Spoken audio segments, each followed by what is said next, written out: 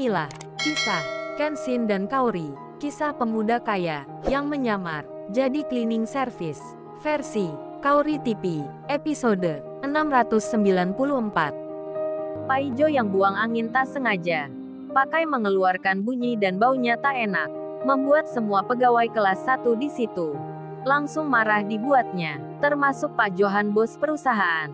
Jadi emosi melihatnya, ada pekerja bawahan yang kentut di tempatnya. Salah satu karyawan pun langsung berkata, lu cleaning service kurang ajar, cepat kamu keluar. Cepat-cepat kamu tinggalkan tempat ini. Yang lainnya pun sama. Langsung mengusir Paijo, karena tak kuat dengan baunya. Paijo pun buru-buru saja meninggalkan tempat itu. Karena memang celana belakangnya basah. Jadinya Paijo pun selamat, tak kena marah-marah sementara. Apalagi dipecat kerja, sebab semua pegawai di situ merasa tak kuat dengan bau yang ditimbulkan Paijo. Dan Paijo bergegas ke kamar belakang. Paijo berlari ke toilet. Sementara itu, di lain tempat, Niken dan Rena, serta teman-teman lainnya, merasa senang sekali, bisa kembali ke negeri sendiri. Rena pun lantas berkata, oh ya semuanya, nanti malam aku traktir semua. Kita akan makan-makan di restoran bintang 5. Ajak keluarga juga tak mengapa. Aku ingin merayakan Niken teman kita yang sudah baikan. Rena pun mengundang banyak teman-temannya. Niken menjawabnya, tapi Rena, aku jadi nggak enak ini. Aku yang seharusnya bilang begitu. Tapi malah kamu yang mengeluarkan uang. Aku jadi nggak enak beneran Rena. Si Rena membalasnya, kamu bicara apa Niken? Memang aku ini siapa? Aku kan punya perusahaan. Sudah lama juga kan kamu tahu aku. Masa pakai bicara soal uang segala? Berapapun itu tak masalah bagiku. Niken lantas bicara, ya sudah Rena, aku memang tahu kamu. Apalagi kamu yang dulu, yang gemar sekali mengajak kita keluar ke kafe yang mahal. Tapi apa nanti Mas Kenshin itu nggak kita undang juga ya? Kan dia ikut ke Jerman kemarin. Menolong diriku pula. Aku ingin mengucapkan terima kasih secara langsung. Biar lega hatiku. Rena pun menjawabnya, oh itu Niken, aku rasa itu nggak mungkin. Sebab kan kita para cewek semua. Masa Mas Kenshin datang ke sini sendiri? Entar dikira apa Niken? Lagian itu juga pasti dia tak mau.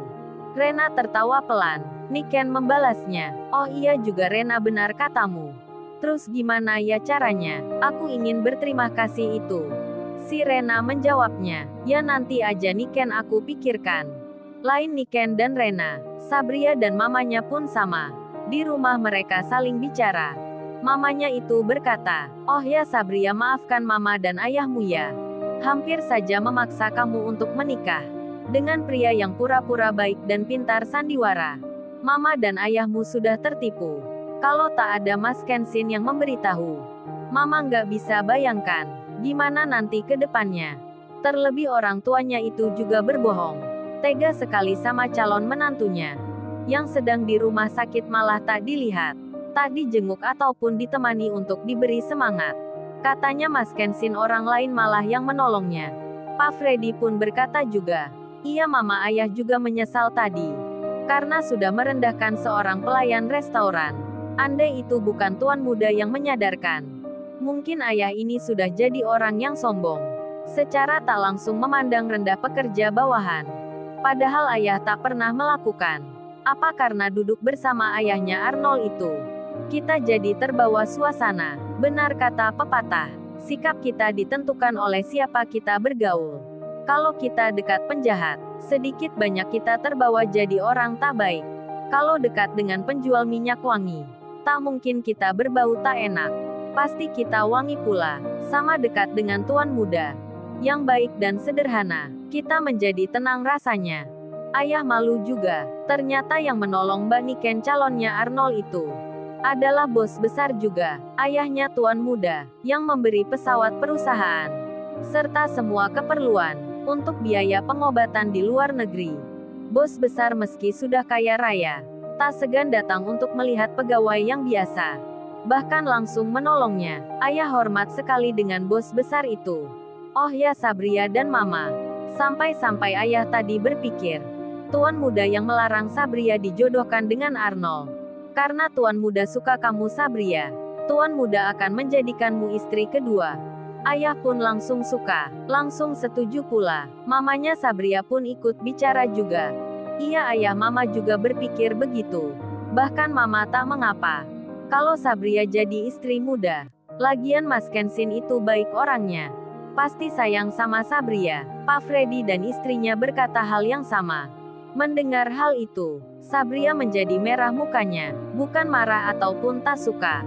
Tapi Sabria terbawa perasaan jadinya. Mamanya sih malah bilang begitu. Dan Sabria menjawabnya, ah mama dan ayah ini bisa aja menggoda Sabria. Emang Sabria berharap begitu apa? Bukannya mama dan ayah ingin berucap terima kasih ke Mas Kenshin itu dengan mengajak makan bersama di luar. Kok bicaranya kemana-mana? Kan Sabria nggak suka. Mamanya Sabria melihat putrinya.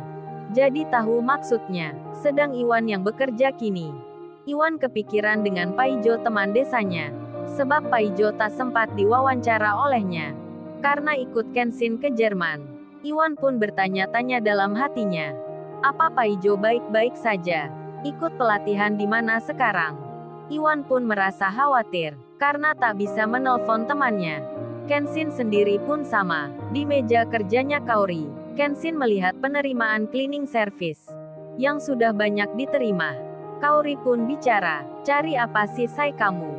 Dari tadi lihat-lihat komputer saja. Kan penerimaan pegawai udah selesai. Habis kamu nggak jadi wawancara orang. Tapi malah ke Jerman. Hingga latihan interview denganku pun tak jadi. Buru-buru kamu tinggalkan. Kan kemarin sudah ada Mbak Rena. Kenapa juga kamu ikut segala? Kenshin menjawabnya, kan sudah aku jelaskan Kaori. Lagian sudah aku bayar janjiku. Jadi kan aku sudah nggak punya hutang lagi. Ini aku melihat-lihat di komputer. Nama-nama perusahaan. Habis milik ayah banyak sekali. Mau mencari Paijo temannya Iwan. Bekerja di mana dirinya? Maksudnya ikut training di perusahaan mana? Tapi perusahaan ayah ada begitu banyaknya. Jadi bingung mencarinya. Nama Paijo pun sampai ada 10 yang sama. Kaori pun membalasnya. Kan besok pasti ketemu sendiri say. Atau kamu tanya Mas Iwan saja. Pasti Mas Iwan tahu di mana. Kaori bicara sambil mengetik laporan. Lantas ia pun bilang. Oh ya say, entar anterin aku ya beli es krim di restoran biasa. Sekalian beli makanan untuk mama. Mama pesan minta dibungkuskan. Kenshin membalasnya. Kamu Kaori kayak di warung saja dibungkus. Itu kan restoran besar. Kenshin tertawa. Kaori pun sama. Sementara itu, Pak Jayadi di rumahnya, jadi merasa dendam dengan Pak Freddy. Merasa ingin membalas pula pada Kenshin. Pak Jayadi ayahnya Arnold itu masih tak terima. Dipermalukan sedemikian rupa. Arnold anaknya pun juga sama. Masih sakit hatinya. Lantas Pak Jayadi menghubungi kerabatnya. Pak Jayadi pun menelpon seseorang. Seorang bos perusahaan. Pak Jayadi menyapa. Halo Johan, gimana kabarmu? Yang ditelepon pun menjawabnya. Oh baik Mas Jayadi, apa ada yang bisa saya bantu? Arnold pun mengerti. Yang ditelepon itu adik ibunya. Yang tak lain omnya sendiri. Pak Jayadi pun langsung berkata. Oh ini Johan. Keponakan kamu Arnold dan kakakmu kemarin. Habis dipermalukan orang. Aku sendiri di kantor juga jadi cibiran. Jadi begini Johan. Pertama aku mau pindah kerja ke tempatmu. Apa ada jabatan untukku? Karena di perusahaan ini sudah tak nyaman. Banyak orang jahat menggunjingku. Pak Johan bos perusahaan itu langsung menjawabnya. Oh ada mas jabatan di sini. Kurang ajar sekali orang yang sudah berbuat tak baik pada keponakanku itu. Memang belum tahu siapa saya. Jangan khawatir. Saya akan bantu membuat pelajaran nantinya. Yang penting besok mas pindah kerja saja. Nanti cerita-cerita di sini. Rupanya, tempat kerjanya Paijo, bosnya yang bernama Pak Johan, adalah adik iparnya Pak Jayadi. Omnya Arnold pula. Waduh Pak Johan itu nanti mau bikin perhitungan ke Kenshin. Apa tahu Kenshin itu siapa? Lalu, bagaimana kisah selanjutnya? Subscribe channel ini untuk episode berikutnya. Terima kasih.